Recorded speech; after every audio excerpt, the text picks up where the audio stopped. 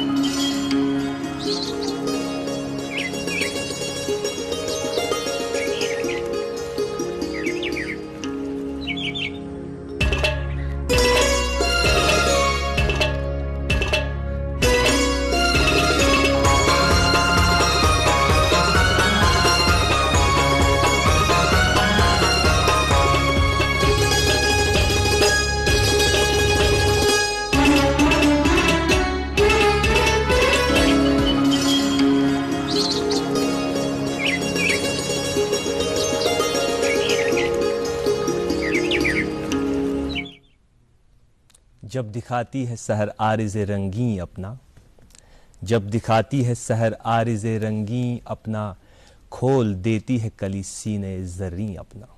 सुबह बखैर नाज़रीन, अस्सलाम वालेकुम। प्रोग्राम गुड मॉर्निंग J&K के आज के शुमारे में आप सभी का इस्तकबाल है।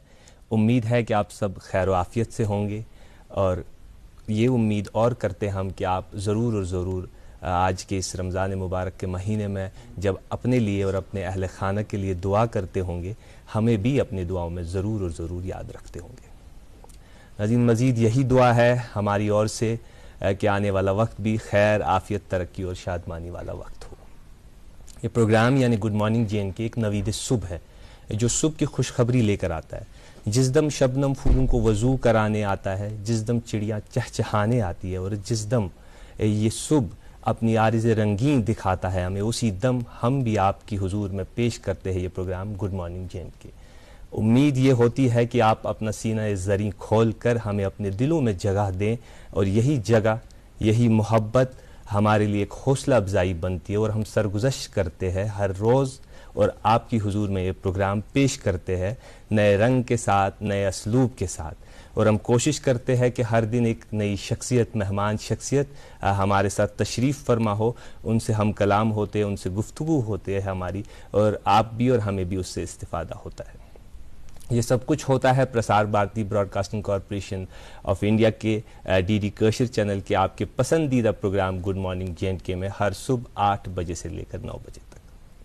खैर नाज़रीन, तो मालूम कि अल्लाह ताला ने हर एक खसूसियत दिसमुत कि सह कर आला इक़्तिदार हासिल, आला तरक्की पन्ने ज़िंदगी मज हासिल, मगर आम मुशाहिद या अमूमी तौर यह वचन कि कह लूक, कह फीसद लूक सिर्फ तिम आसान यम यह तरक्की हासिल करान। अत पत किन वारियाह वजूहात आसान, मगर कह खास वजूहात यम मे जहनस मज वनकस ज़ तिम वजूहात यम अस तोह सत वनकस डिस्कस करो। अख गो मुसलसल मेहनत करें, यानी कॉन्सिस्टेंट रोजुन अगर मैं कह ख्वाब वुच तथ पे कॉन्सिस्टेंट रोजुन मेहनत करें तमिक सारी रमूजात छारन गारन पत मेहनत करें सो वत लबन तो तोत ताम वातुन मगर आम मुशाहिद ब्याक मुशाहिद ये इंसान वुचन कि कह लूक कह बच्चे युथी तिम तालीम हासिल करान तिम तथ दौरान सठा मेहनत करान मगर नतीज तिथ नेरान कहें वजह यह कि राइट टाइमस पे राइट डिसीजन न्यू चाहे यम पेरेंट युथी पन सन अजीज दोस्त या सन औलाद परने बेहवान कह कोर्स करने या कह डिग्री करान सोन अमल दखल तथ मज आसान कुस डिसीजन कुस मशवर दिमो तिमन तम वक्त चूँकि आजकल आम तौर सारी पर्मित लिखमित इंसान अख माहिर इंजीनियर अख माहिर डॉक्टर अख माहिर बिजनेस मैन अख माहिर बैंकर अख माहिर टीचर मगर हद इल्म हर अकिस इंसानस आसान यह पॉसिबल कि इंसानस सारी मालूमात हर वक्त इसलिए हर फील्ड खतर कह माहिर यम वक्तन फवक्तन मशवर दिवान तो एजुकेशन किस फील्डस मज ये माहिर यथ हिंद वादी मज हमेशा अदफर पे षटान गुलाबन हिंद पे षटान अदफर यथ समाजस मज तो तिम मदद करान वारियान स्टूडेंटन तिमन चीजन मज यम सत कामयाबी हासिल सहल तो आसान गसान खैर नाजरीन अजुक यह प्रोग्राम रोज अत मज करो अथी आज तो इशार लोगमुत कि आज करो अथी मौजूस पे कत करियर काउंसलिंग वगैरह या प्लेसमेंट्स या स्किल्स डेवलप गसन एम्प्लॉयबिलिटी फैक्टर अकिस बच्चस मज डेवलप कर सह कित करो तमी हवाल आज मेहमान शख्सियत तमिस दावत दिसमस योर आज साल अनमित मगर तुह मालूम तमहीदस मज कह जरूरी इतलात तुह ताम वातन आसान तम जरूरी इतलात वातन बे मजीद कह ये प्रोग्रामिक अजिक साथी मेजबान नफीसा। अस्सलाम वालेकुम। वालेकुम अस्सलाम नियाज़ भाई। अल्हम्दुलिल्लाह मैं अच्छी हूँ। कैसे रमजान कैसे जा रहा है? बस अल्हम्दुलिल्लाह बहुत अच्छे जा रहे हैं। याद रखना। बेशक बेशक जरूर। मेरी पूरी फैमिली गुड मॉर्निंग जे&के की पूरी फैमिली और हमारी नाजरीन की पूरी फैमिली सबको दुआओं में जरूर याद रख रही हूँ। नाजरीन मेरी तरफ से भी एक प्यार और खुलूस भरा सलाम कबूल कर लीजिए। अस्सलाम वालेकुम। दुआ और उम्मीद हर सुबह की तरह यही रहेगी कि आप सभी देखने वाले हमें जहाँ कहीं से देख रहे हैं खुश है खुरम है और हमें इस बाबरकत महीने में हमें हमारी पूरी गुड मॉर्निंग जे&के की अपनी पूरी टीम को दुआओं में खुसूसन ज़रूर याद रखें। नियाज़ भाई जैसा आपने बताया कि कामयाबी के लिए हमें दो चीज़ें ज़रूरी है, consistency and right decision. Consistency आजकल के इस दौर में हमें इस पर ज़्यादा गौर करना है। क्योंकि आजकल क्या होता है कि जब हम कोई कुछ भी कर रहे होते हैं, कोई किसी भी एग्ज़ाम के लिए प्रिपेयर कर रहे हैं या लाइफ में कुछ भी प्रिपेयर कर रहे होते हैं, फेलियर्स का मुकाबला करना पड़ता है। और जब हम जितना हम ज़्यादा फेलियर देखते हैं उतना हम कामयाबी के नज़दीक आते हैं। लेकिन बाज़ औक़ात क्या होता है कि फेलियर देखकर कोई इंसान डर जाता है और आगे मतलब कहता है कि मेरे से अब नहीं होगा, बट शायद वही एक और ट्राई अगर वो करेंगे शायद उसके बाद उन्हें उसके पार कामयाबी मिलेगी की ज़रूरत होती है। और मतलब कभी हार नहीं माननी है। माना कि कभी हमें लगता है कि बस अब मेरे से नहीं हो पाएगा, इतना ही मेरे तक था, लेकिन शायद एक ट्राई करने के बाद शायद आप वहाँ तक पहुँच पाएंगे। और जैसा कि आपने कहा राइट डिसीजन लेना है राइट टाइम पे। चलिए मान लीजिए कभी गलत डिसीजन हो गया, अब मैं कहूंगी कि अब मेरे से कुछ नहीं हो पाएगा, लेकिन आज हमारे पास दुनिया में इतना कुछ है करने को। ऐसा कुछ नहीं है कि अब लिमिटेड सोर्सेज रह गए हैं, अनलिमिटेड रह गया है। तो जितना इंसान कोशिश करे आगे और उनको जरिए है उनमें अपने रास्ते ढूंढे, अपने रास्ते बिल्कुल ढूंढे। ऐसा नहीं है कि कुछ अब लिमिटेड रह गया है हमारे आजकल के दौर में। तो कभी हार ना माने और कभी भी रुके नहीं, हमेशा चलते रहे, चाहे जो सामने आए अपने रास्ते खुद बनाने की कोशिश करे। अगर खो गया एक नशे मन तो क्या गम, मकाम आते आहो फुगा और भी है। बिल्कुल। अब चलते हैं मौसम की ओर। बिल्कुल। मौसम की अगर बात करें तो श्रीनगर में आज दिन का ज़्यादा से ज़्यादा दर्जा हरारत 27 डिग्री सेल्सियस और रात का कम से कम दर्जा हरारत 8 डिग्री सेल्सियस के इर्द गिर्द रहने की उम्मीद है। वहीं अगर जम्मू की बात करें तो जम्मू में आज दिन का ज़्यादा से ज़्यादा दर्जा हरारत 38 डिग्री सेल्सियस और रात का कम से कम दर्जा हरारत 23 डिग्री सेल्सियस के इर्द गिर्द रहने की उम्मीद है। तो ये थी मौसम के हवाले से जानकारी। अगर ट्रैफिक की बात करें तो श्रीनगर जम्मू नेशनल हाईवे पर आज छोटी गाड़ियों को दोनों अतराफ से चलने की इजाज़त होगी, वहीं बड़ी गाड़ियों को श्रीनगर से जम्मू की ओर रवाना किया जाएगा।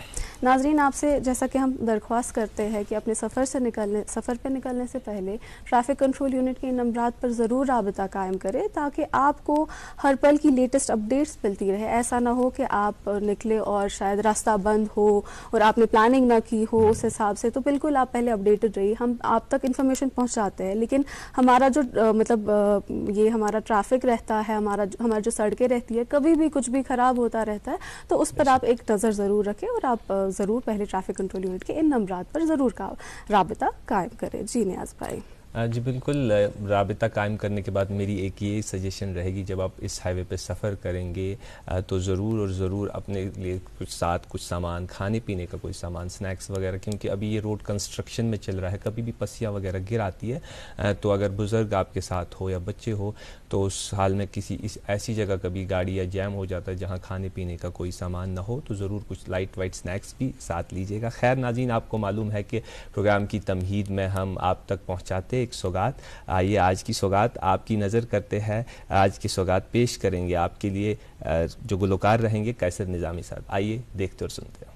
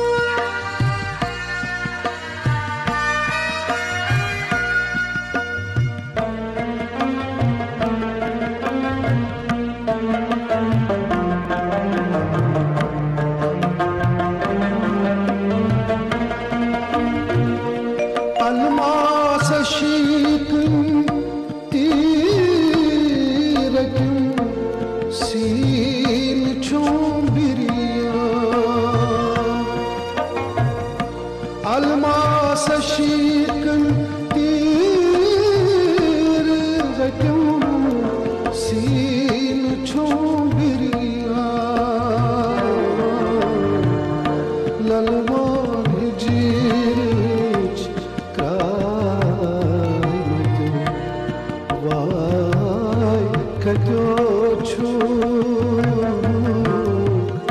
ललवान हिजरच क्राय मतो वाय कतो छु दर्द से करतम जाय मतो वाय कतो छु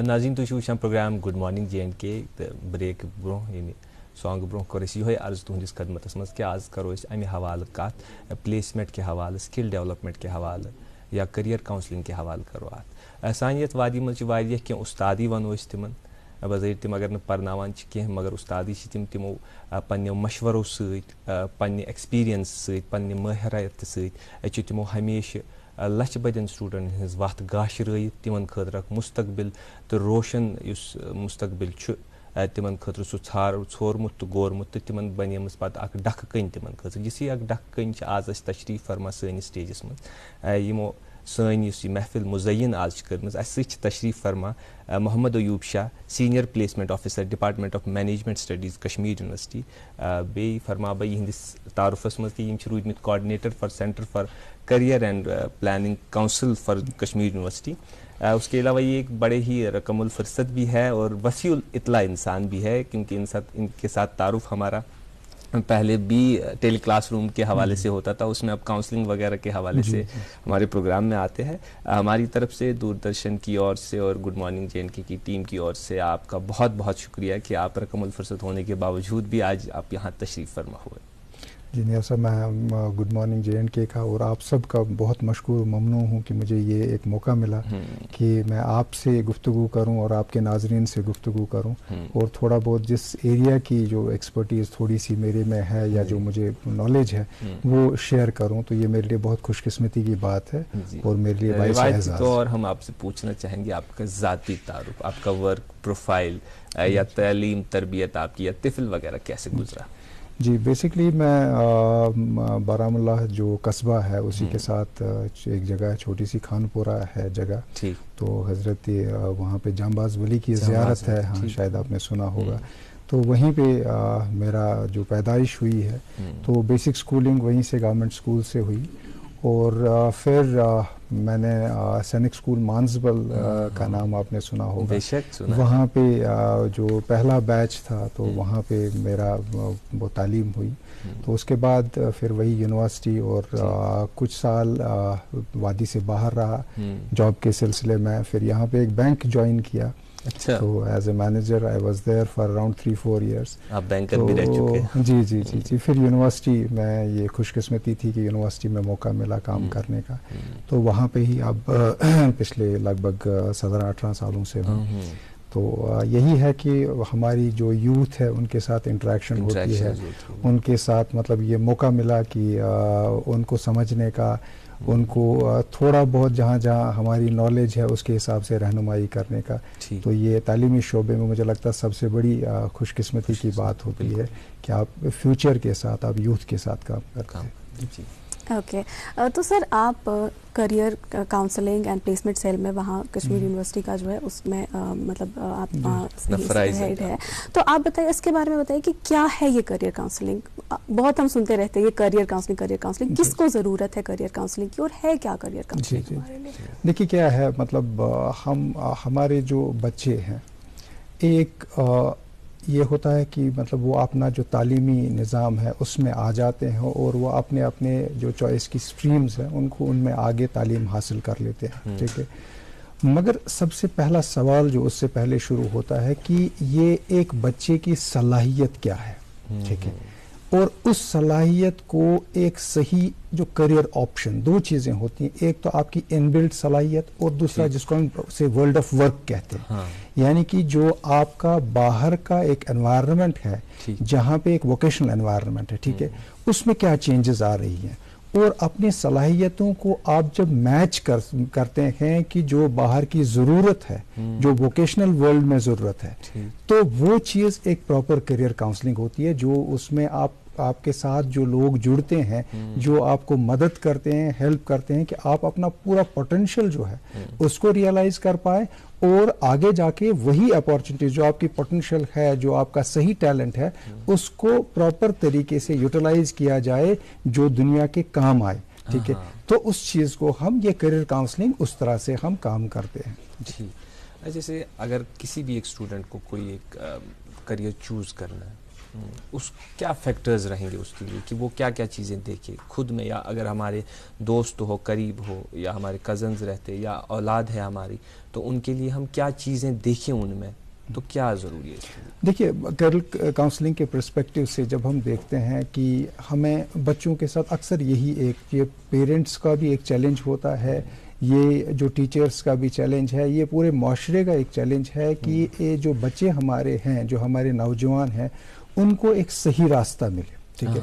और आपने देखा होगा, ये मेरी एक्सपीरियंस से मैं आपको कहता हूँ, यहाँ पे टैलेंट की कमी नहीं है, मगर उस टैलेंट को सही तरीके से चैनलाइज करने की जरूरत है। और वो चैनलाइज करने की जरूरत, देखिए कुछ आपने जो सवाल पूछा, आप कह रहे हैं कि मतलब से क्या क्या चीजें हैं जो हमें देखनी चाहिए, ठीक है। देखिए एक करियर काउंसलर जो होता है वो दो प्रोसेसेस इनिशिएट करता है, ठीक। वो इनिशिएट करता है जब वो एक बच्चे के साथ बैठता है, उससे बात करता है, और वो दो चीज़ें, एक तो एसेस करता है, एक स्टार्ट करता है वो प्रोसेस जो उस बच्चे में प्रोसेस ऑफ सेल्फ डिस्कवरी, ठीक है। सेल्फ डिस्कवरी मीन्स कि हम अक्सर जो हैं मतलब दूसरों के बारे में जानते हैं, जब हमें अपने बारे में कुछ पता करना हो तो हमें ये नहीं रहता है कि हम हैं कौन, ठीक है, हमारी जो सलाहियतें हमें हैं, हमारी इंटरेस्ट क्या है, हमारी पर्सनैलिटी क्या है, हमें किस तरफ, और ये चीज़ें जो हैं हम इन चीज़ों से आगे कैसे जा सकते हैं, ठीक है। मैं आपको बताता हूँ से अगर आप लिखते बहुत अच्छा है, ठीक है, आपकी लैंग्वेज बहुत अच्छी है, तो आप बहुत सारे ऑप्शंस हैं, मगर एक ऑप्शन ये भी है कि आप अभी जो वेब पे देख रहे हैं, जो मतलब आप इंटरनेट पे देख रहे हैं, उसमें कंटेंट लिखना होता है, ठीक है। अच्छा, हमारे बच्चों को ये पता नहीं है, उनको होल्ड होता है, राइटिंग स्किल्स होते हैं, बट ये करियर ऑप्शन उनको पता नहीं है, ठीक है। तो उनको लगता है कि मैं ये राइटिंग से मैं क्या करूं, मैं आगे जाके कैसे। तो हमारा काम ये जो सेल्फ डिस्कवरी का काम है, मतलब हम इस बच्चे में सबसे पहले ये देखें कि वो एक अपने आप को जानने और पहचानने की कोशिश करे। तो ये इनिशिएटिव पेरेंट्स भी इसमें ले सकते हैं, और ताकि उस बच्चे को ये पता चले कि मेरी असली सलाहियतें क्या हैं, और फिर उन सलाहियतों को किन से जोड़ना है। वो ये जोड़ना है कि आगे जाके जो, देखिए आजकल हम ये देखते हैं कि पिछले 10 साल पहले जो जॉब्स थे, वो मतलब 10 साल के पहले ये जॉब्स थे ही नहीं। जैसे अभी मैंने आपको कंटेंट राइटिंग का कहा, मैंने आपको ऐप डेवलपमेंट की जैसे बात की, जैसे अभी हम ये कह रहे हैं एथिकल हैकिंग की बात करते हैं, डेटा सिक्योरिटी की बात करते हैं, बहुत सारे ऐसी चीजें हैं, या सोशल मीडिया इन्फ्लुएंसर्स, ये कुछ दहाइयों से पहले ये कोई जॉब्स ही नहीं थे। तो आजकल ये सबसे हाईएस्ट पेड जॉब्स हैं, ठीक है। तो अब जब बच्चे को ये चीज़ पता, इसीलिए हमें ये प्रोजेक्ट करना होता है कि अगले 4 साल में अगर ये बच्चा अपनी डिग्री कंप्लीट कर रहा है या अपनी एजुकेशन कंप्लीट कर रहा है या अपने 8 साल दे रहा है, तो 8 साल में कौन कौन से ऐसे एरियाज हैं जिनका पोटेंशियल है, ग्रोथ का बहुत सारा पोटेंशियल है, और आप इसको रिलेट करते हैं, आप उस तरफ उसकी मतलब जो राह मोड़ देते हैं ताकि वो उसके साथ अपने मतलब आगे जाके उसको एम्प्लॉयमेंट में कोई प्रॉब्लम ना आए। बात हमारी वहीं आके पहुंच जाती है कि most of the times parents decide करते हैं कि बच्चे को ये करना है, फिर चाहे उसकी 5 साल 10 साल बाद कोई एम्प्लॉयमेंट हो या ना हो, कितनी सैचुरेशन आज हमारे पास हो गई है वो हम जानते हैं। वहाँ पर क्या हम कर सकते हैं, उन पेरेंट्स को, उन बच्चों तक हम कैसे पहुँचे, मतलब क्या आपका उसमें कोई रोल रहता है कि जो पेरेंट्स अपने बच्चों के लिए खुद ही डिसाइड कर लेते हैं और वो चाहते कुछ और करना होते हैं, उनके लिए क्या हमें करना है? इसमें मैं एक चीज़ जोड़ना चाहूँगा, क्या यह ज़रूरी कि अच्छा काउंसलिंग स्टूडेंट्स करें कि अच्छा काउंसलिंग पेरेंटन करें, क्या स्टूडेंट अमिस 17 वुहर आसान, अमिस त्यूता इल्म आसान दुनिया मज क्या गसन वोल या गसान क्या, तो तम पत पेरेंटन इन्फ्लुएंस बिलखसूस इस हमारा जो खत्े अर्ज है सब कॉन्टेंट, इसमें पेरेंट्स ऐसी सोसाइटी है कि पेरेंट्स का अच्छा खासा रोल रहता है, तो क्या पेरेंट्स की भी काउंसलिंग करनी पड़ेगी? श्योर, मैं इसमें मतलब पहले तो ये एक बात जो है, मतलब एक पेरेंट से ज़्यादा अपने बच्चे के लिए वेल विशर कोई हो भी नहीं सकता है, ठीक है। तो पेरेंट्स का यही ख्वाब रहता है कि मतलब हमारे बच्चे तरक्की करें, आगे जाएं और जितना अपना नाम जो रोशन करें तो उनके लिए वो खुशी और बायस मसरत होता है। मगर अक्सर इस खुशी और इस ख्वाब की जदोजहद में पेरेंट्स में 2 चीज़ें आ जाती हैं। या तो वो ये चाहते हैं कि मतलब वो किसी और की देखा देखी में, ठीक है, तो वो ये चाहते हैं कि वो जो बाकी कोई कंपैरिजन हम करते हैं, बच्चों को कंपेयर करते हैं और चाहते हैं कि जो किसी और बच्चे ने किया वो बच्चा, हाँ वो बच्चा हमारा बच्चा भी वैसे ही अपने मतलब जो गोल्स हैं या अचीवमेंट्स हैं वो आगे जाए, ठीक है, करे। और दूसरा कभी कभी ऐसा भी होता है जो कुछ एज अ पेरेंट हम अचीव नहीं कर पाते, तो हम वो अपना जो बोझ, जो अपने ख्वाबों का बोझ है वो अपने बच्चों पे लाद देते हैं। ये जरूरी नहीं है कि हम कॉन्शियसली करें, ठीक है, तो ये अनकॉन्शियसली होता है। तो उसकी वजह से अगर आप देखते हो कि बहुत सारा स्ट्रेस जो है हमारे बच्चों पे आ जाता है। तो उसमें क्या है, मतलब हमें ये समझने की जरूरत है, उसमें तो मैं ये कहूँगा कि पेरेंट्स को भी काउंसलिंग की जरूरत है और बच्चों को भी काउंसलिंग की जरूरत है।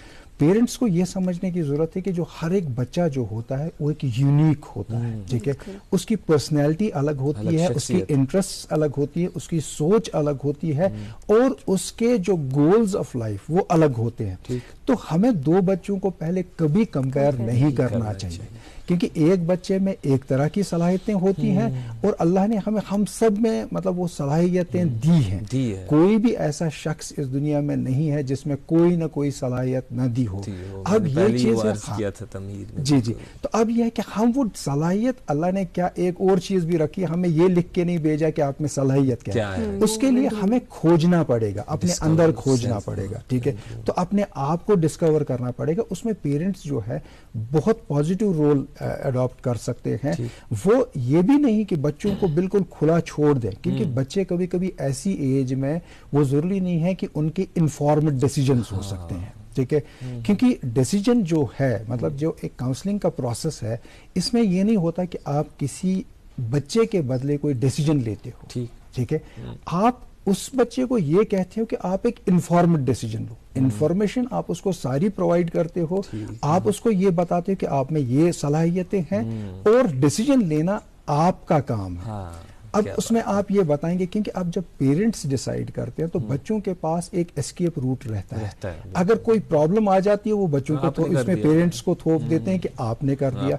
मगर जब आप उस बच्चे को सारी इंफॉर्मेशन देते हैं, सारे मतलब जो ऑप्शंस अवेलेबल हैं उनको देते हैं, उसकी एक असेसमेंट करते हैं, फिर उसको बोलते हैं कि आगे जाके आपके पास ये चॉइसेस हैं, ये ऑप्शंस हैं और ये आप में सलाहियत नहीं, यहाँ पे आप मैच करते हो, तो उससे बच्चा जो है उसकी कमिटमेंट बढ़ जाती है जब वो डिसीजन खुद लेता है, ज़हनी तौर पे तैयार, वो ज़हनी तौर एग्जैक्टली वो ज़हनी तौर तैयार हो जाता है और चांसेस उसके सक्सेस के बहुत ज़्यादा हो जाते हैं। ठीक, आपने हम इंटरेस्ट कत करा, अगर इंटरेस्ट सोल क्राइटेरिया अम खतर कि यस स्टूडेंट आसि या युस फादर आसि तम सुंद या युम तिमन रफीक आसन यम आसन गार्डियन आसन चाहे इंटरेस्ट सिर्फ किन बेच क्या बता नहीं देखिए क्या है, मैं तो आपको एक चीज़ बताता हूँ, मिसाल के तौर पर मिसाल दूँ, मुझे म्यूज़िक में इंटरेस्ट है लेकिन म्यूज़िक का यहाँ फॉर एग्जांपल फ्यूचर नहीं है, मैं माइनिंग में इंजीनियरिंग कर रहा हूँ, यहाँ माइनिंग है नहीं। जी जी, इस तरह मैं ये पूछना चाहता हूँ। नहीं, आपने बहुत अच्छा सवाल किया। देखिए क्या है, मतलब हम ये समझते हैं कि इंटरेस्ट जो है, मतलब मेनी अ टाइम्स हम ये सोचते हैं कि जो इंटरेस्ट है वो एक फाइनल ऑप्शन है, उसी में जिस बच्चे की इंटरेस्ट होती है तो वही करियर वो अपना चूज करे। ठीक है, जो ट्रेंडिंग है आजकल, हाँ, जो ये एक तरह से एक मतलब एक थोड़ा बहुत इंसान जो है मतलब इस चीज में कभी कभी फंस भी जाता है। देखिए क्या हमने देखा हुआ है over a period of time, बच्चों की जो इंटरेस्ट है वो over a period of time change होती जाती है। और कभी कभी ये भी होता है कि बच्चों की इंटरेस्ट जरूरी नहीं है कि उनको ये सही तौर पे पता हो कि मेरी इंटरेस्ट क्या है। उनको कभी कभी लगता है कि मेरी इंटरेस्ट ये है, ठीक है, मगर इसका एक प्रोसेस है। देखिए क्या है, ये सिर्फ इंटरेस्ट ही नहीं है, आपको अगर बच्चे की इंटरेस्ट किसी पर्टिकुलर एरिया में, हमें ये भी देखना है कि उसकी एबिलिटी है कि नहीं। देखिए मैं मतलब बहुत सारे फील्ड्स है इंजीनियरिंग में, बहुत सारे फील्ड्स, अब तो बहुत सारे फील्ड्स इंजीनियरिंग में आए जहाँ पे मैथमेटिक्स की जरूरत नहीं है, मगर बहुत सारे ऐसे फील्ड हैं जहाँ पे आपका मैथ का स्ट्रांग होना बहुत ज्यादा जरूरी है। जैसे सपोज कंप्यूटर्स की बात मैं करता हूँ, ठीक है, बच्चे का कंप्यूटर्स में इंटरेस्ट है, मतलब से कंप्यूटर इंजीनियरिंग में जाना चाहता है, मगर मैथमेटिक्स में उतना ज्यादा मतलब ये नहीं। सो आप क्या करते हो, पहले एक हमने देखा कि इंटरेस्ट है, फिर आप ये देखते हो कि इसमें वो एबिलिटी है कि वो चीज ये हासिल कर पाए, मतलब इसमें। ठीक, तीसरी चीज के लिए मैं माफी चाहूंगा, अगर आपकी इजाजत हो तो एक प्रोग्राम में एक वक्फे का वक्त हुआ चाहता है। श्योर। नाज़रीन, हम इस मौजू पे मजीद बात करेंगे, बड़ा इंटरेस्टिंग टॉपिक जा रहा है और मुझे उम्मीद है कि आप भी और हम भी इससे इस्तेफादा हो रहे हैं। प्रोग्राम में वक्त हुआ चाहता है एक वक्फे का, मिलेंगे वक्फे के उस पार। देखते रहिए प्रोग्राम गुड मॉर्निंग J&K। मुल्क का नामवर IVF सेंटर वरदान अमृतसर जालंधर में सैकड़ों घरानों को औलाद की खुशी मयसर करने के बाद पिछले 1 साल से वादी कश्मीर में ऐसे बेऔलाद जोड़ों को वरदान के डायरेक्टर डॉक्टर वरीश की निगरानी में औलाद की खुशी मयसर हुई है। वरदान IVF क्लिनिक पिछले 20 सालों से जालंधर में काम कर रहा है। उसके बाद एक सेंटर अब जो श्रीनगर में खोला है, उसमें तकरीबन 300 से ज्यादा ऐसे कपल्स जिनको औलाद नहीं थी अपना रजिस्ट्रेशन करा चुके हैं, जिनकी शादी को 10-10, 15-15 साल हो गए थे, उनके घर में औलाद नहीं थी, वरदान से उन्होंने अपना इलाज कराया, आज उनके घर में खुशियां हैं। मेरी शादी को हुआ था 13 साल, मैं कई अस्पतालों में गया, लेकिन जब मुझे मिला वरदान अस्पताल जालंधर का, और वहाँ से मुझे 2 बच्चे हुए जुड़वे इकट्ठे। अगर आप भी इस रहमत से महरूम हैं तो तशरीफ लाइए Vardan IVF centre Magarmal Bagh Srinagar. For appointment call 9814021991। याद रहे, वरदान की डॉक्टरों की टीम हर सोमवार, मंगलवार और बुधवार को IVF का खुसूसी कैंप मगरमल बाग श्रीनगर में मुनक्किद करेंगे। याद रहे, माह रमजान के मौके पर IVF पर खुसूसी डिस्काउंट दिया जाएगा। जो कपल्स इस महीने में अपनी रजिस्ट्रेशन करवाएंगे उनको ये डिस्काउंट मिलेगा। वेलकम बैक नाज़रीन, आप देख रहे हैं अपना पसंदीदा morning show good morning J&K। आज के प्रोग्राम में हमारे साथ मेहमान तशरीफ़ फरमा है मोहम्मद अयूब शाह साहब, जो कि senior placement officer department of management studies Kashmir university है। तो वक्त हुआ चलता अखबारात की सुर्खियाँ लेने का, तो अगर आपकी इजाज़त हो तो हम अखबारात की सुर्खियाँ हमारे प्रोग्राम में शामिल करते हैं। तो मेरे पास ये अंग्रेज़ी रोज़नामा है जिसकी सुर्खी है promising future awaits Jammu and Kashmir, lieutenant governor says new initiatives have given wings to common man's dreams. जी शुक्रिया। मेरे पास अंग्रेजी अखबार है आवाम की आवाज़ की उन्वान लिखते हैं government committed to welfare of the poor marginalised sections LG Sinha. एक और खबर ऐसी अखबार से लेना चाहेंगे, detailed project report submitted to the moth awaits the cabinet approval for the Vailoo Singhpora tunnel. जी मेरे पास ये अंग्रेजी रोजनामा है installation of CCTV cameras, traders seek monetary assistance from government. मेरे पास उर्दू अखबार है, लिखते हैं गाड़ियों की भरमार, बाजारों में रश और शोरगुल सूरती आलूदगी का सबब, शोर आवाज़ की सतह नापने के लिए 15 आला मौजूद, महज 40 ट्रैफिक एहलकारों को तरबियत दी गई। जी मेरे पास भी अंग्रेजी उर्दू रोजनामा है जिसमें कोविड के हवाले से ये खबर है 18 अजला में कोरोना का कोई नया मामला नहीं, श्रीनगर में 9 और सांबा में 3 केसेस, वादी में 69 और जम्मू में 6 फाल मामलात। जी मेरे पास एक और अखबार है, लिखते हैं लेफ्टिनेंट गवर्नर को वज़ीर आज़म के दौरे जम्मू के बारे में जानकारी दी गई। सिक्योरिटी दीगर मामलात के हवाले से आपसी तबादला ख्याल। एक और खबर इसी अखबार से लेना चाहेंगे। नई दिल्ली में आर्मी कमांडर की कॉन्फ्रेंस का आगाज़ आज से होगा। पाकिस्तान और चीन के साथ सरहदी मामलात, रूस यूक्रेन की जंग के असरात और ऑपरेशनल सूरत हाल पर बात होगी। जी मेरे पास अंग्रेजी रोजनामा है जिसमें स्पोर्ट्स के हवाले से ये खबर है। IPL 2022 watching Umran Malik bowl at 150 clicks consistently is super exciting says Dale Steyn. जी मेरे पास उर्दू अखबार ये भी उमरान मलिक के बारे में लिख रहे हैं। आखिरी अखबार है उमरान मलिक की शानदार गेंदबाजी जो की है उन्होंने 28 रन देकर 4 विकेट। खतरनाक गेंदबाजी करते हुए पंजाब किंग्स को इतवार के रोज़ की मुकाबले में मुकर्रर 20 ओवरों में 151 रन पर समेट दिया। जी शुक्रिया। हम बात कर रहे थे इंटरेस्ट के हवाले से, इस चीज़ को अगर आप मुकर्रर करें। जी जी, तो मैं यही कह रहा था कि मतलब से इंटरेस्ट सिर्फ एक फैक्टर होता है, उसके अलावा हमें बहुत सारी चीज़ें जो देखनी होती हैं। एक मेजर चीज़ जो है उस बच्चे की एबिलिटी भी देखनी होती है, ठीक है। तो हम ये देखते हैं इंटरेस्ट जो है और उसके साथ वो एबिलिटी मैच करती है कि नहीं, यानी कि उसका एबिलिटी उस तरफ से है कि नहीं। देन एक और चीज़ जो हम देखते हैं जिसको हम कहते हैं कि एटीट्यूड। देखिए एटीट्यूड होना जो है मतलब किसी भी चीज़ में उस बच्चे का एटीट्यूड या उसका रुझान उस पर्टिकुलर करियर की तरफ कैसा है। देखिए मैं आपको बताता हूँ कि मतलब उसके अलावा एक और फैक्टर जिसको हम कंसिडर करते हैं वो पर्सनैलिटी है। ओवरऑल जो ये 4 चीजें मिला के हम ये तय कर पाते हैं कि कौन सा एरिया, कौन सा वोकेशनल एरिया इस बच्चे के लिए सही रह सकता है। तो ये भी एक जो कहते हैं कि मतलब एक प्रॉपर प्रोसेस है। ये नहीं है कि हमने आज एक बच्चे से, सपोज हम 8th या 9th या 10th में देखें, जो बच्चे की इंटरेस्ट होंगी वो over a period of time change होंगी, ठीक है, तब्दील। हाँ, तो उसमें ये देखना है कि उसकी एबिलिटी, सेट ऑफ एबिलिटीज क्या है, उसमें जो एप्टीट्यूड है, जो एटीट्यूड है वो क्या है, और ओवरऑल पर्सनैलिटी क्या है, वो ताकि एक प्रॉपर मैच बैठे कि आगे जाके जो वोकेशनल एरियाज वो ऑप्ट करना चाहता है। जनरली 16 वोकेशनल एरियाज हैं जिनको हम देखते हैं जनरल तौर पे अगर कर सकते हैं, तो उनमें फिर अकॉर्डिंगली हम उस बच्चे को फिट करते हैं कि किस एरिया में इसको आगे जाने की जरूरत है। जी। अब अगर बात करें कि किसी बच्चे ने कोई ऐसा मतलब कोर्स ले लिया जिसमें वो आगे चल के अब इंटरेस्टेड नहीं है, या आगे चल के अब उसको जॉब नहीं मिल रहा है, थोड़ा ऑब्सोलीट हो गया है, अब वो कोई अपस्किलमेंट चाह रहा है या कुछ भी स्किल एनहांसमेंट चाह रहा है, उसके लिए क्या ऑप्शंस अवेलेबल है हमारे? देखिए आजकल के ज़माने में अगर हम देखें कि हर एक चीज़ के लिए ऑप्शंस अवेलेबल हैं। ये ज़रूरी नहीं है कि अगर आपने कोई करियर डिसीजन लिया तो खुदा न खास्ता कोई प्रॉब्लम आ रही है, कोई इशू आ रहा है, आपकी इंटरेस्ट नहीं है या आपको लगता है कि आप एम्प्लॉयबल नहीं है, तो आप ऐसे बहुत सारे छोटे छोटे कोर्सेज हैं जो आप ले सकते हैं। मतलब से सपोज मैं आपको बताता हूँ, आप देखिए 2 तरह के लोग होते हैं। एक तो हम जो कंज्यूम करते हैं, इन द सेंस हमारे पास सोशल मीडिया प्लेटफॉर्म्स अभी अवेलेबल हैं। बहुत सारे ऐसे लोग हैं जो उसको एज कंज्यूमर यूज करते हैं, जो उस पे वहां पे आता है, कंटेंट आता है, उस चीज को हम यूज करते हैं। मगर अगर आप देखेंगे बहुत सारे ऐसे लोग हैं जिन्होंने एक बहुत बड़ा बिजनेस उन चीजों पे डेवलप किया।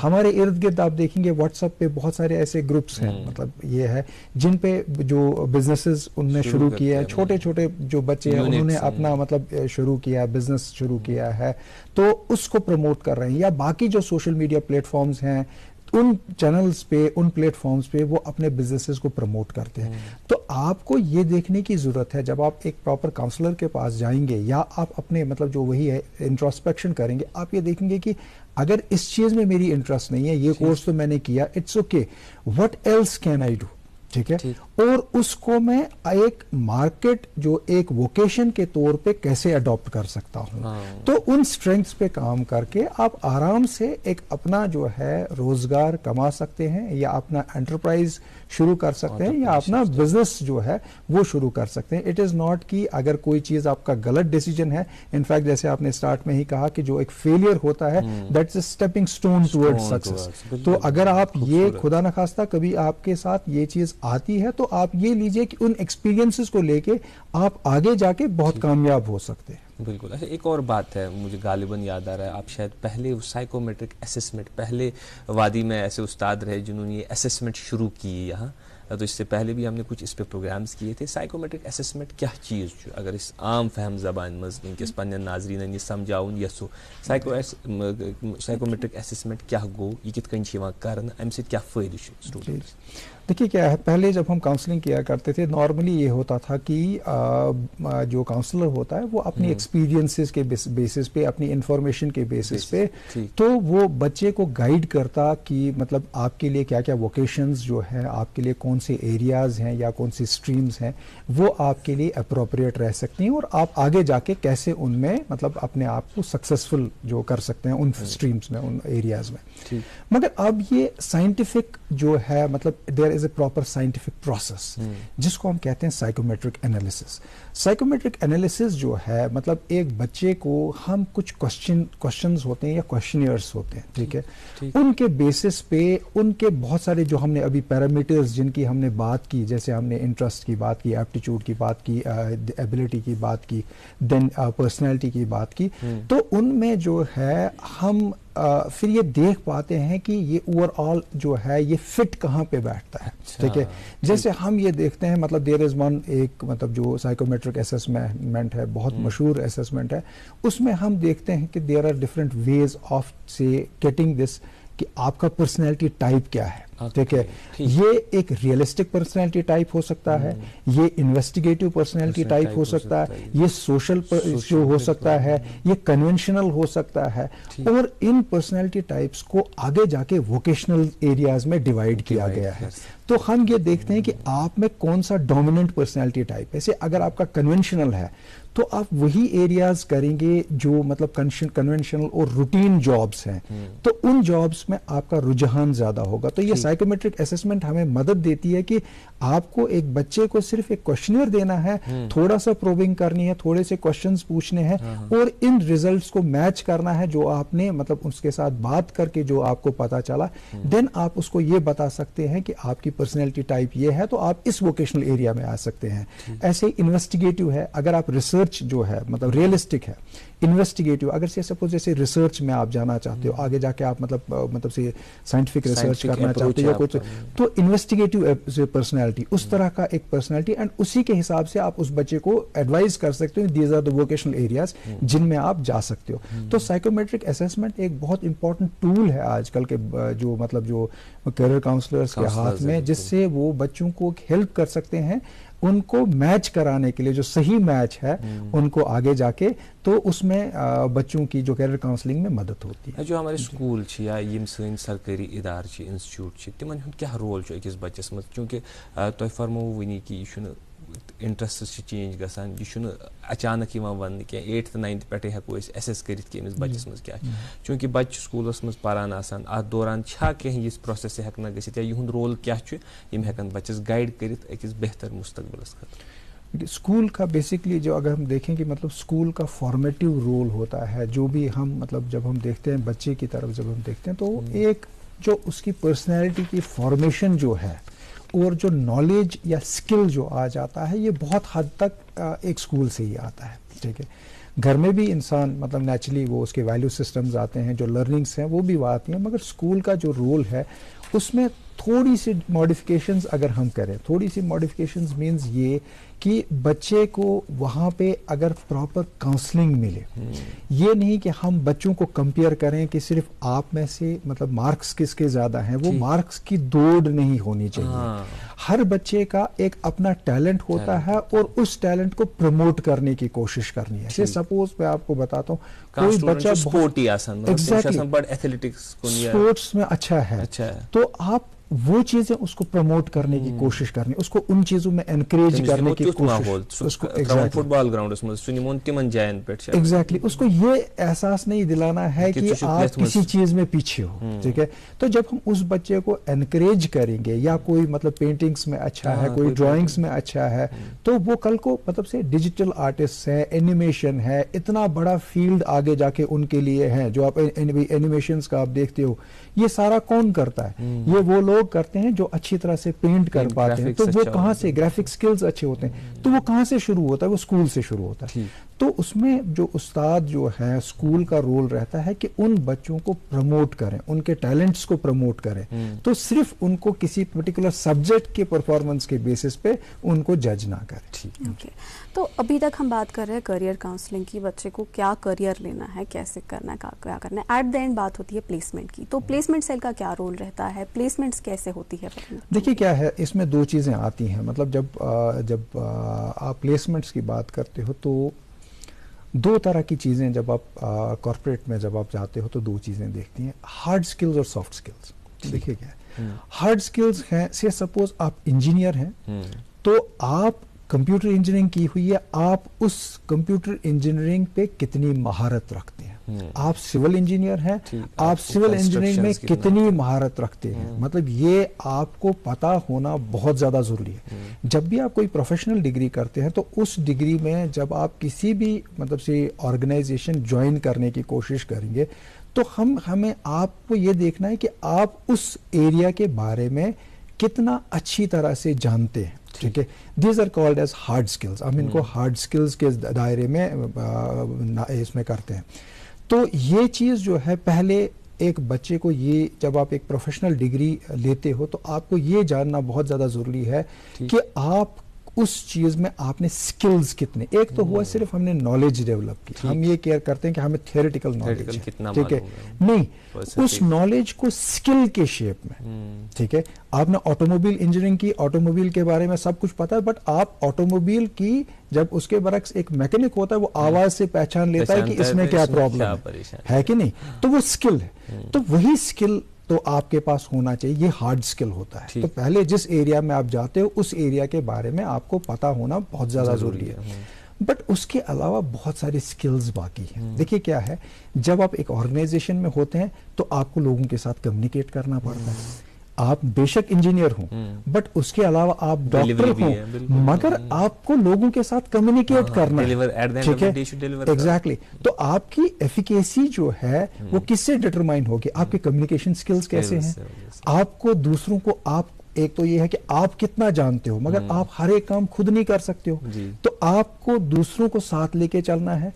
वहां पे आपको मोटिवेशन स्किल्स जरूरत है, वहां पे आपको लीडरशिप स्किल्स जरूरत है। आप में देखिए क्या है, कुछ चीजें हैं मतलब नई जो है, आपको आउट ऑफ बॉक्स सोचना है, क्रिएटिविटी कितनी है, ये सॉफ्ट स्किल्स है। ठीक है, तो हमें जो है, आप जो बच्चों को मतलब दो चीजें इसमें हार्ड स्किल्स पे भी काम करते हैं, फिर हम सॉफ्ट स्किल्स पे काम करते हैं। सॉफ्ट स्किल्स मींस कि आप in communication, leadership, motivation, in areas पे, ताकि इंटरव्यू स्किल्स, इवन इंटरव्यू में अपियर होना बहुत ज्यादा स्किल है। मैं आपको बता दूं, आजकल जो मतलब हमारे जो बच्चे हैं, अक्सर मैंने देखा है कि ये ऑनलाइन जैसे हैं, ये अप्लाई करते हैं, बहुत सारी ऑर्गेनाइजेशंस में निकले होते हैं, मतलब इसमें पोस्ट निकलते हैं, पोजीशंस निकलती है, तो वो अप्लाई करते हैं। ठीक, जब वो अप्लाई करते हैं तो वहां से कोई जवाब नहीं होता है। हमारा बच्चा परेशान हो जाता है कि ये जी मैंने अप्लाई तो किया था, मेरे पास स्किल्स भी है, मेरे पास मैंने डिग्री भी की हुई है, मगर वहां से कोई रिस्पॉन्स क्यों नहीं आया। ठीक, मगर you will be surprised to know, जो पहला लेवल जो होता है, जब आप ऑर्गेनाइजेशंस, जो बड़ी बड़ी ऑर्गेनाइजेशंस होती हैं, उनके पास, हाँ, उनके पास इतना टाइम नहीं है, एचआर के पास, वो हर एक सीवी को या हर एक रिज्यूमे को वो खुद जांचें और खुद देखें। ठीक है, तो दे हैव एटीएस, ठीक, ये है एप्लीकेशन ट्रैकिंग सॉफ्टवेयर। हमारे बच्चों को ये चीज पता होती नहीं है, वो अप्लाई पे अप्लाई करते जाते हैं, और जो एप्लीकेशन ट्रैकिंग सॉफ्टवेयर होता है उसमें कुछ की पैरामीटर्स होते हैं, यानी कि अगर आपके रिज्यूमे में वो पैरामीटर्स हैं तब जाके आपका रिज्यूमे सेकंड स्टेज पे जाएगा। अदरवाइज वो सॉफ्टवेयर या रोबोट हम उसको कहें तो वो वहीं पे रिजेक्ट हो जाता है। जो एक्चुअल एचआर है उसको पता ही नहीं चलता कि इस बच्चे ने वो अप्लाई किया था कि नहीं। अच्छा, जब हमारे बच्चों को ये चीज पता नहीं है कि ये एटीएस नाम की भी कोई चीज होती है, तो वो रिज्यूम तो भेजता है, वो अपना सीवी तो भेजता है, मगर वहां से कोई रेस्पॉन्स नहीं आ जाता।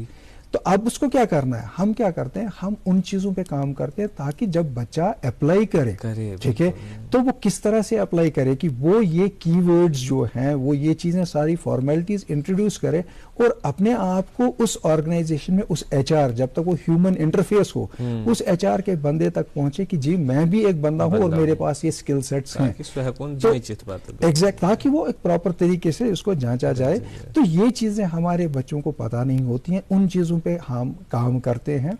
और देखिए क्या है, मतलब जब हम इन चीज़ों, मतलब जो हम प्लेसमेंट्स की बात करते हैं, वहाँ पे बच्चों का ओवरऑल जो स्किल सेट्स हैं, इंटरव्यूज में आप कैसे देखते हैं। देखिए हम जो अभी आप देखते हैं, लिंक्डइन बहुत बड़ा प्लेटफॉर्म है। हम बच्चों को ये करते हैं कि आपका प्रोफाइल कैसे होना चाहिए, आप कनेक्ट कैसे कर सकते हो, आप लोगों तक पहुंच कैसे सकते हो, और आप जॉब्स कैसे ढूंढ सकते हो, rather than spending time on other websites जिसमें मतलब आपके लिए प्रोडक्टिव नहीं है।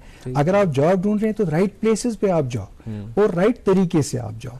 तो इन बोथ हार्ड और सॉफ्ट स्किल्स के साथ जाओ, ये हमारा फोकस रहता है। प्लेसमेंट के हवाले से ही मैं पूछना चाहूंगा कि स्टेटस क्या है कश्मीर यूनिवर्सिटी में, क्योंकि आप मैनेजमेंट में प्लेसमेंट ऑफिसर है, क्या स्टेटस है प्लेसमेंट होती है, कंपनीज आती है? एग्जैक्टली मैं ये बड़े मतलब फख्र के साथ कहना चाहूँगा कि मतलब जो हम मैनेजमेंट स्टडीज़ जो डिपार्टमेंट है, यू वुड बी सरप्राइज कि कोविड के दौर में भी पिछले 1 साल में लगभग 21 कंपनीज हमारे कैंपस में आई। तो इसमें बहुत बड़े बड़े नाम हैं। मैं अगर मतलब वैसे मतलब गिनवाना चाहूँगा, अब आप कहते हैं तो मैं आपको बता दूँ, मतलब कुछ नाम मैं आपको बताऊँ। हमारे पास जो एशियन पेंट्स है, अमूल है, नैरोलैक है, इवन हमारे 2 बच्चे जो इंटर्नशिप पे रिसेंटली गए हुए थे, they got an offer from Tata group as a whole. तो लगभग 21 कंपनीज और बड़े बड़े नाम, और हमारा जो हाईएस्ट पैकेज इस साल रहा वो 10.5 लाख का पैकेज रहा। और जनरली जो मतलब जो बड़ी बड़ी कंपनीज में थे 6.5 7.5 लाख के करीब जो पैकेजेस बच्चों को मिले हैं। कुछ को लोअर साइड पे भी मिले हैं, कुछ को हायर साइड पे भी मिले हैं, मगर ये 21 अराउंड 21 कंपनीज जो है हमारी इस साल आज आ गई। और रिसेंटली उसके अलावा ये हमारे टाटा ग्रुप से हमारे 2 बच्चों को प्री प्लेसमेंट ऑफर्स, यानी कि प्री प्लेसमेंट ऑफर नहीं प्री प्लेसमेंट, यानी कि वो अभी पढ़ ही रहे हैं। अभी वो उन्होंने इंटर्नशिप, बहुत कॉम्पिटेंट बच्चे हैं, उन्होंने इंटर्नशिप की वहां पे और अपनी सलाहियतों के बुनियाद पे टाटा ग्रुप में उनको जॉब मिली। फेस्ट्स वगैरह बाहर की जो यूनिवर्सिटीज है या इंस्टीट्यूशंस है, कॉलेज है, जैसे आईआईटीज है, आईएम्स है, तिम छ एम्प्लॉयमेंट फेस्ट्स करनावन यूनिवर्सिटीयन में, युथ का फेस्ट छ यत गसान। हमने कोविड से पहले मतलब वहाँ के जो कंपनीज है वगैरह उनको हम फैसिलिटेट करो कि तिमन तुझ पता फिक्री कि इस खिते अर्ज में भी टैलेंट है, ये तिच लूक इतकन सोचान। जी हमने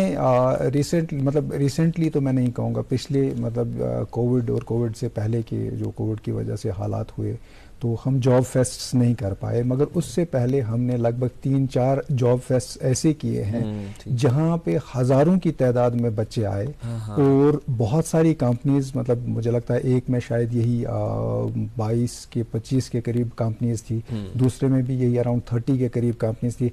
ये मैं पिछले 5-8 सालों की बात कर रहा हूँ, मतलब कोविड से पहले की बात कर रहा हूँ। तो 8 सालों के अराउंड तो हमने लगभग 3 जॉब फेस्ट किए हुए हैं डिपार्टमेंट ऑफ मैनेजमेंट स्टडीज में।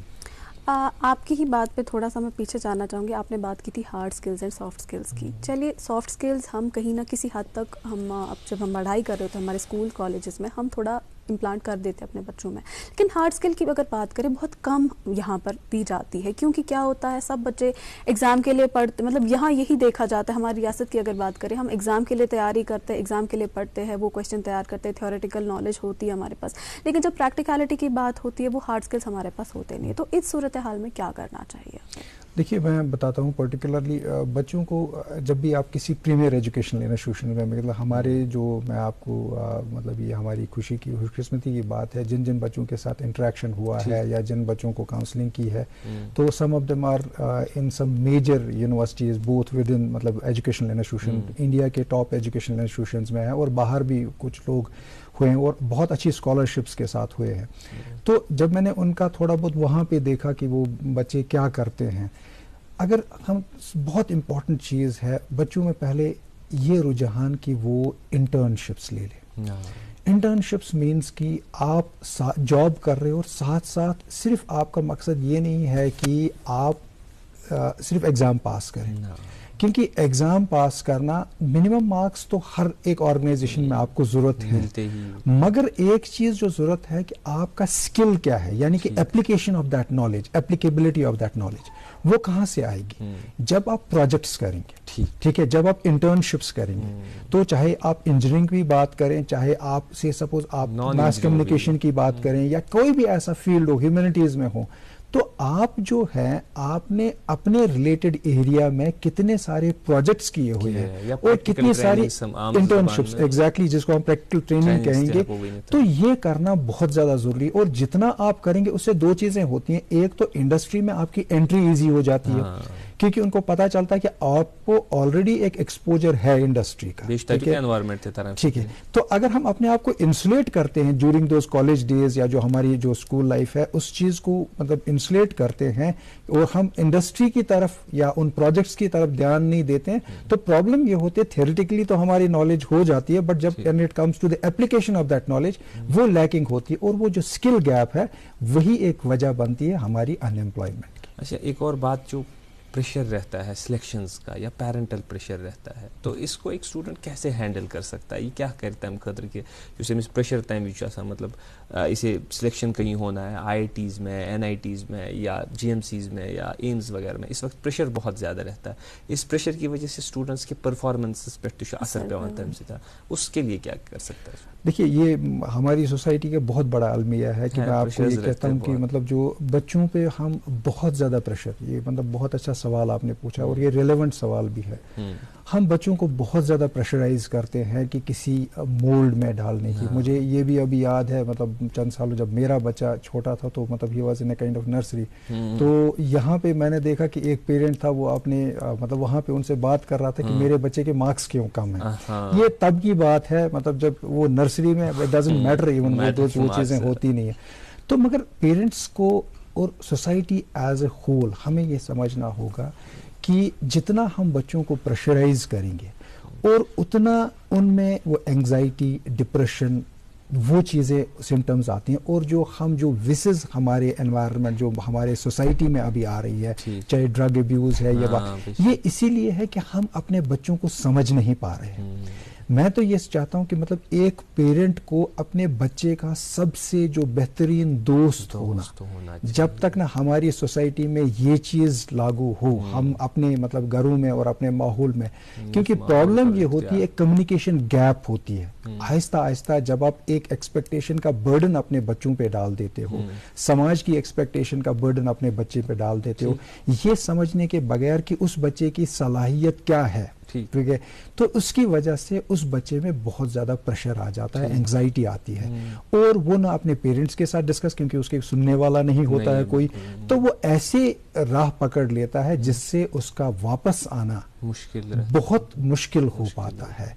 और वो हमारे समाज के लिए, हमारी सोसाइटी के लिए, हमारे घरों के लिए, अब हम अभी देख रहे हैं उसके रिजल्ट्स, वो बहुत एक एग्जैक्टली एक मेनेस बन जाता है।